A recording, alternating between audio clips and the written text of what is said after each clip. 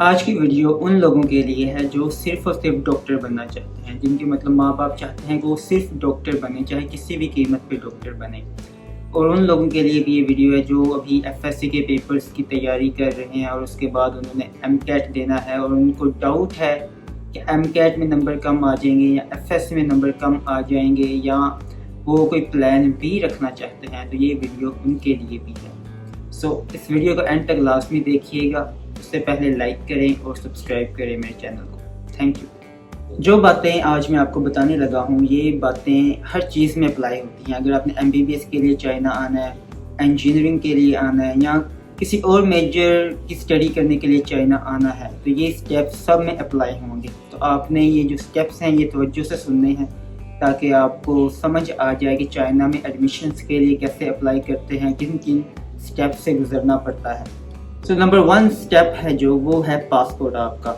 ابھی اگر آپ چائنا جانے کے لیے اپنا مائنڈ بنا رہے ہو یا بھی پلان بھی سوچ رہے ہو MBBS کے لیے یا کسی اور میجر کے لیے کسی دوسرے ملک میں، سب سے پہلے آپ نے اپنا پاسپورٹ بنوانا ہے۔ اور پاسپورٹ میکسیمم جو ارجنٹ پاسپورٹ ہے وہ آپ کو 7 سے 15 دن کے درمیان میں آپ کا وہ بنتا ہے۔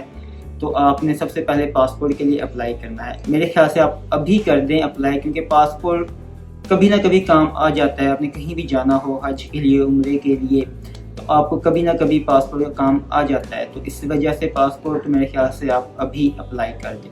پاسپورٹ کے بعد آپ کا جو دوسرا سٹیپ ہے وہ آتا ہے آپ کی یونیورسٹی سلیکشن۔ آپ نے کون سی یونیورسٹی میں جانا ہے، آپ نے اس کے بارے میں سرچ کرنا ہے۔ چاہے آپ گوگل پہ سرچ کریں، چاہے بیدو پہ سرچ کریں، چاہے آپ کسی ایجنٹ سے پوچھیں۔ آپ نے جس یونیورسٹی میں جانا ہے آپ نے وہ یونیورسٹی سلیکٹ کرنی ہے اور کوشش کرنی ہے یونیورسٹی اس میں جائیں جو WHO سے ریکگنائزڈ ہو اور PMDC کی لسٹ میں ہو۔ ادروائز کسی اور یونیورسٹی میں نہ جائیں اور اس یونیورسٹی میں جائیں جہاں سارا جو سلیبس ہے وہ آپ کا انگلش میں ہو، نہ کہ چائنیز میں ہو۔ تو یہ سٹیپ آپ نے دھیان میں رکھنا ہے بہت توجہ کے ساتھ۔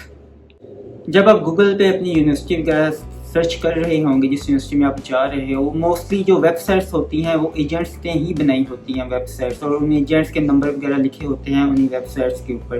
کیونکہ جو موسٹلی چائنیز یونیورسٹیز کی ویب سائٹ ہیں وہ آپ کو بیدو پہ ملیں گے، وہ ٹوٹل ان چائنیز میں ہے، وہ آپ کو انگلش میں نہیں ملیں گے۔ وہ ٹرانسلیشن کا جو آپشن ہوتا ہے گوگل کروم پہ، ادھر سے آپ ٹرانسلیٹ کر سکتے ہو، ادروائز وہ چائنیز میں ہی ہوتی ہیں۔ تو آپ نے اسی ایجنٹ سے رابطہ کرنا ہے جس کا ادھر نمبر وغیرہ لکھا ہوا ہے۔ ایجنٹ یار سارے پیسے کھاتے ہیں، لیکن ایجنٹس کے بنا ایڈمیشن نہیں ہوتا۔ تو یہ بات بہت غور سے سننے والی ہے اور اس پہ عمل کرنے والی ہے۔ اس وجہ سے آپ نے اسی ایجنٹ سے رابطہ کرنا ہے جس کا نمبر وہاں پہ لکھا ہوگا۔ بس یہ والا پوائنٹ بھی آپ نے ذہن میں رکھنا ہے۔ جو تیسرا سٹیپ ہے وہ ہے آپ کی ڈاکومنٹس کا، کہ آپ کو کون کون سے ڈاکومنٹس چاہیے اپلائی کرنے کے لیے۔ اپلائی کرنے کے لیے صرف آپ کو میٹرک کی جو سند ہے یا رزلٹ کارڈ ہے وہ چاہیے۔ FSC پارٹ 1 یا پارٹ 2 کا جو رزلٹ کارڈ ہے آپ کو وہ چاہیے، کیونکہ سند تو ملتی ہے 3 سے 4 سال بعد FSC کی، لیکن آپ کو رزلٹ کارڈ لازمی چاہیے۔ وہ آپ نے رزلٹ کارڈ کی اسکین فوٹو کاپی رکھ کے اپنے پاس رکھنی ہے، کیونکہ ایجنٹس کو آپ نے اسکین فوٹو کاپی ہی دینی ہے۔ وہ آپ کو فزیکلی آپ کو اس کو کچھ نہیں دینا، آپ نے اسکین فوٹو کاپی اس کو سینڈ کرنی ہے، ای میل کر دیں، واٹس ایپ کر دیں۔ اس کے بعد وہی وہ فائل جو ہوگی، وہی جو کاپیز ہوں گی وہ آگے یونیورسٹی کو سینڈ کرے گا اور آپ کا ایک لیٹر نکلے گا۔ اس لیٹر کو کہتے ہیں پری ایڈمیشن لیٹر۔ وہ مجھے نہیں پتا وہ اوتھینٹک ہوتا ہے کہ یہ خود بناتے ہیں، لیکن اس پہ یونیورسٹی کا نام لکھا ہوتا ہے کہ آپ کی جو سیٹ ہے وہ ریزرو ہو چکی ہے۔ اور اگر آپ کے پاس سیکنڈ ایئر کا بھی رزلٹ نہیں آیا تو آپ پھر بھی اپلائی کر سکتے ہو، آپ پھر بھی اپنی سیٹ وغیرہ ریزرو کروا سکتے ہو۔ تو اس میں کوئی ٹینشن والی بات نہیں ہے۔ ڈاکومنٹس کے ساتھ ساتھ ایجنٹ جو آپ کا ہوگا وہ آپ کو ایک میڈیکل کا فارم دے گا۔ آپ نے وہ میڈیکل فارم کسی ڈاکٹر سے فل کروانا ہوتا ہے اور اس کی اسٹیمپ لگوانی ہوتی ہے۔ وہ لازمی ہوتا ہے کیونکہ میں نے بھی کروایا تھا اور تقریباً ہر ایجنٹ یہ کرواتا ہے۔ تو آپ نے کسی ڈاکٹر کو ڈھونڈنا ہے، اس سے وہ فارم فل کروانا ہے اور اس کی اسٹیمپ لگوانی ہے۔ وہ جو فارم ہوگا وہ آپ کو ایجنٹ خود سینڈ کرے گا، تو اس کا کوئی اتنا مسئلہ نہیں ہے۔ بس آپ نے کوئی ڈاکٹر ڈھونڈنا ہے اپنے محلے میں یا اپنے ارد گرد کہیں بھی۔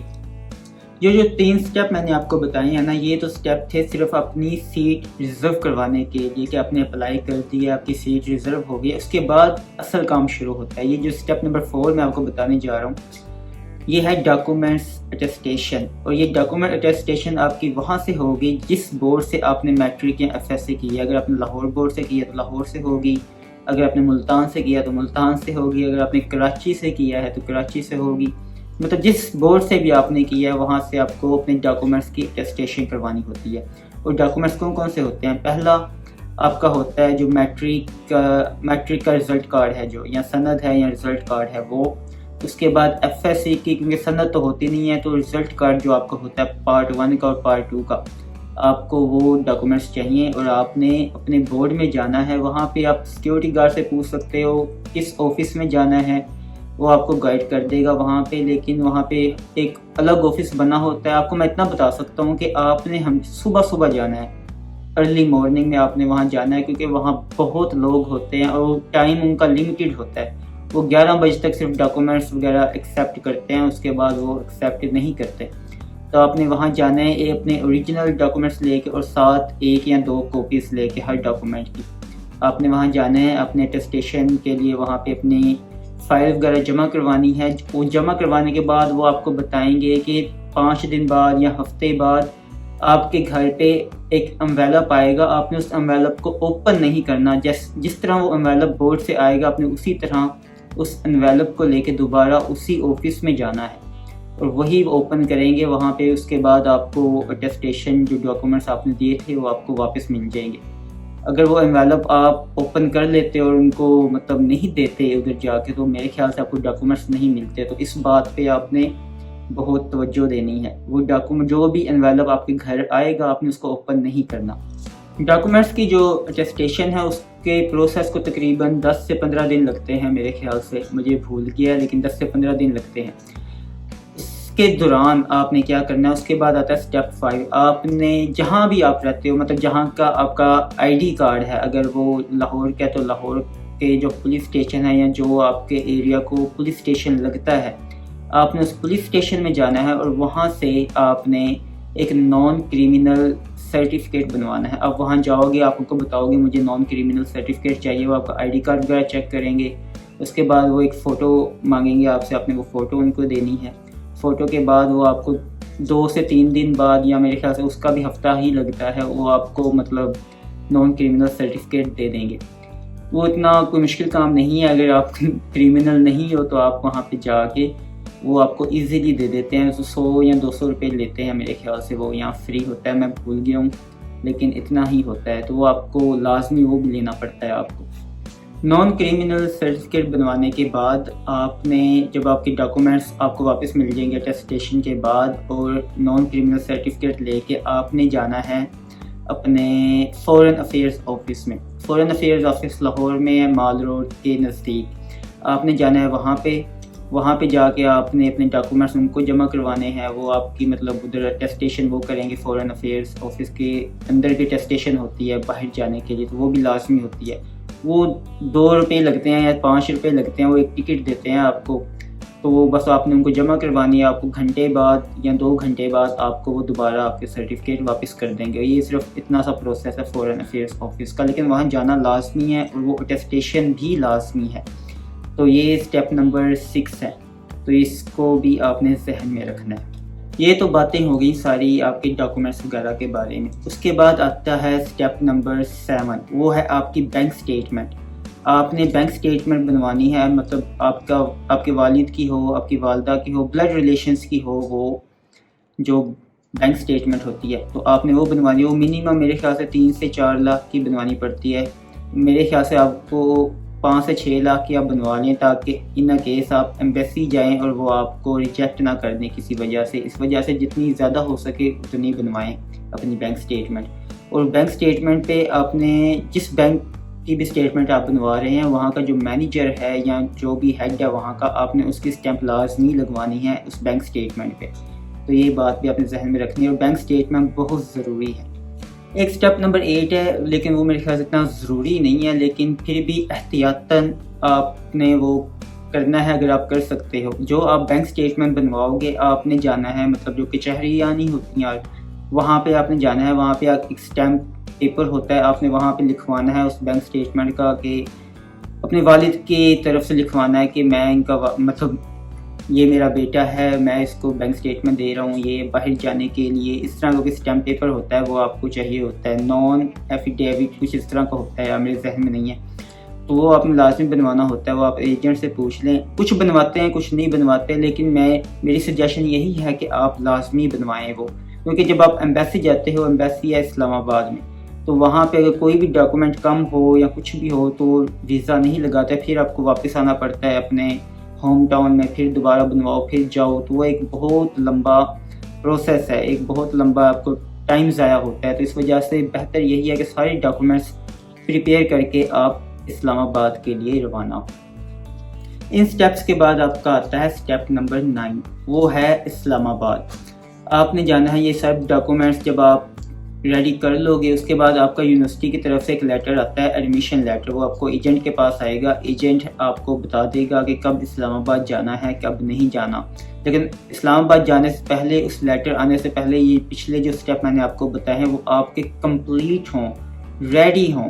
کیونکہ جب بھی ایجنٹ آپ کو بتائے گا کہ اسلام آباد ہم نے جانا ہے, تو اس کے 30 دن کے اندر اندر آپ کو چائنا آنا پڑتا ہے, کیونکہ جو ایڈمیشن لیٹر ہوتا ہے وہ 30 دن کے لیے ویلڈ ہوتا ہے. 30 دن کے بعد وہ پھر ختم ہو جاتی ہے اس کی مدت. تو اس وجہ سے یہ جو سٹیپ میں نے آپ کو بتائے ہیں, پہلے یہ ریڈی ہوں, کمپلیٹ ہوں.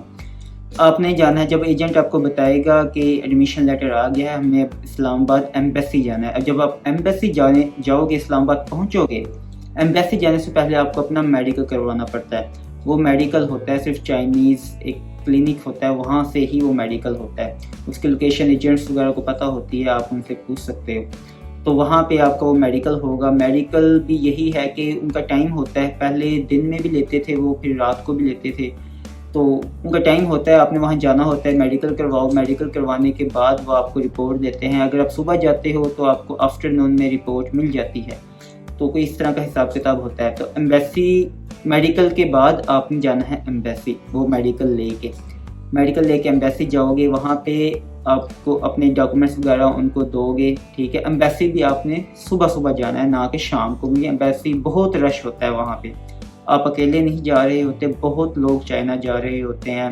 تو اس وجہ سے آپ نے صبح جانا ہے, وہاں سے ٹوکن لینا ہے, آپ نے اندر جانا ہے. جب آپ کی باری آئے گی, آپ نے ان کو ڈاکومنٹس اپنے سارے پکڑا دینے ہیں, اوریجنل بھی, کاپیز بھی, اٹیسٹیشن والے. اس کے بعد وہ آپ سے انٹرویو لیں گے. جو انٹرویو ہے آپ کا, اس میں آپ کو 3-4 باتیں ذہن میں رکھنی ہیں. پہلی بات یہ ہے, انٹرویو مشکل نہیں ہوتا, بہت آسان ہوتا ہے, اور انگلش میں پوچھتے ہیں اور آپ کو انگلش میں ہی جواب دینا ہوتا ہے. پہلا جو موسٹ امپورٹنٹ پوچھتے ہیں, نام کیا ہے, کتنے بہن بھائی ہو, والد کیا کرتے ہیں. اس کے بعد کون سی یونیورسٹی میں جا رہے ہو, یونیورسٹی کا نام بتائیں. کون سے شہر میں جا رہے ہو, شہر کا نام بتائیں یا صوبے کا نام بتائیں. اس کے بعد کہ کس کام کے لیے جا رہے ہو, اسٹڈی کے لیے, MBBS کے لیے. تو یہ 3-4-5-6 سوال آپ سے وہ لازمی پوچھتے ہیں, اور یہ ذہن میں رکھنے. وہ انٹرویو کی وجہ سے آپ کو ریجیکٹ نہیں کرنے لگے. اگر آپ کے ڈاکومنٹس پورے ہیں تو انٹرویو آپ کا پاس ہے. اگر ڈاکومنٹس کم ہیں تو آپ کو بتا دیں گے کہ آپ کا یہ ڈاکومنٹ کم ہے, یہ ڈاکومنٹس لے کے آؤ, یہ ہے وہ ہے. یہ اسٹیپ ہیں سارے. اس کے بعد وہ آپ کو مطلب پاسپورٹ وغیرہ جو ہوگا آپ کا, وہ وہاں پہ وہ جمع کر لیں گے, اور آپ کو ہفتے کا ٹائم دیں گے کہ ہفتے بعد آپ کا ویزا لگ جائے گا. اس کے 2 آپشن ہوتے ہیں, یا تو آپ نے پوسٹ کروا لینا ہے اپنا پاسپورٹ, یا پھر آپ خود جا کے ایمبیسی سے ریسیو کر سکتے ہو. تو بہتر یہی ہے کہ آپ اپنا ایڈریس وغیرہ وہاں لکھواؤ, یا ایجنٹ کا ایڈریس لکھواؤ, تو وہ آپ کو مطلب خود ہی آپ کو پاسپورٹ دے دے گا. جب آپ کا ویزا لگ جائے گا, اس کے بعد آتی ہے باری ٹکٹ کی. ٹکٹ موسٹلی یہی ہوتا ہے کہ جو پہلی دفعہ جب آپ آتے ہو تو جو ایجنٹ ہوتا ہے وہ کیونکہ گروپس میں اسٹوڈنٹس کو لے کے آ رہے ہوتے ہیں, تو ٹکٹ کے پیسے آپ نے ایجنٹ کو ہی دینے ہوتے ہیں.